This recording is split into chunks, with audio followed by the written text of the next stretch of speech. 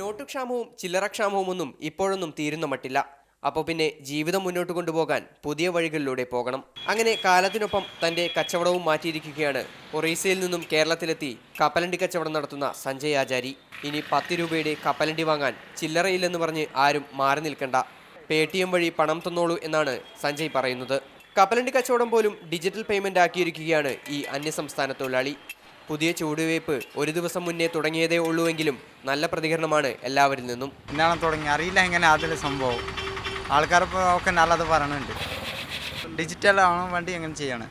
നോട്ടില്ലാത്തതിനാൽ കച്ചവടം നടക്കുന്നില്ലെന്ന് പറഞ്ഞിരിക്കുന്ന കടക്കാർക്ക് ഒരു മാതൃക കാട്ടിത്തരുകയാണ് സഞ്ജയ്. കാലം മാറുമ്പോൾ കൂടെ മാറിയില്ലെങ്കിൽ വീട്ടിൽ അടുപ്പ് പുകയില്ലെന്ന് ഈ ഒറീസക്കാരൻ മലയാളികളെ ഓർമ്മിപ്പിക്കുന്നു. എന്തായാലും ഉന്തുവണ്ടിയിലെ ഓൺലൈൻ വാലറ്റ് ഉപയോഗിക്കാൻ ആളുകൾ എത്തിത്തുടങ്ങിയതിൻ്റെ സന്തോഷത്തിലാണ് സഞ്ജയ്. അങ്ങനെ ഡിജിറ്റൽ ഇന്ത്യയുടെ ഭാഗമാകാൻ ഒറീസയിൽ നിന്ന് വന്ന സഞ്ജയ് ആചാരി എന്ന കപ്പലണ്ടി കച്ചവടക്കാരൻ വരെ തയ്യാറായി. ഓൺലൈൻ വാലറ്റുകൾ കൂടുതലായി ഉപയോഗിച്ചു വരികയാണ്. ക്യാമറമാൻ വേണുവിനൊപ്പം MS ലിഷോയ്, മാതൃഭൂമി ന്യൂസ്, കൊച്ചി.